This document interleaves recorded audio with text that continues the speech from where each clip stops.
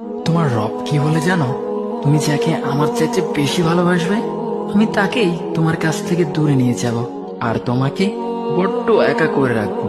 তিনি আরো বলেন, কখনো বলবে না যে তাকে ছাড়া আমি বাঁচবো না, কিন্তু আমি তোমাকে তাকে ছাড়াই বাঁচাবো।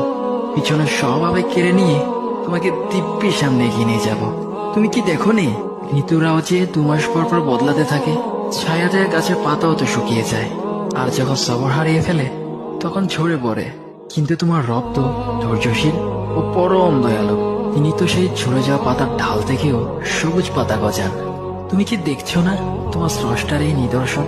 যে মানুষটাকে তুমি নিজের জীবনের চাইতেও বেশি ভালোবাসতে, সেই মানুষটাও একদিন অচেনা হয়ে যায়, তোমার মন ভেঙে যায়, এমনকি বন্ধুর শত্রুতে পরিণত হয়। আর খানিক সময় পর শত্রু বন্ধুতে পরিণত হয়। যে মানুষটাকে তুমি নিজের জীবনের অংশ ভাবতে, সে মানুষটাও প্রতারণা করে। বুঝি না, এত কিছু হওয়ার পরেও তুমি তোমার রবকে বাদ দিয়ে সেই মানুষগুলোর উপরই ভরসা করো, যারা তোমাকে প্রতিনিয়ত কষ্ট দিয়েছে।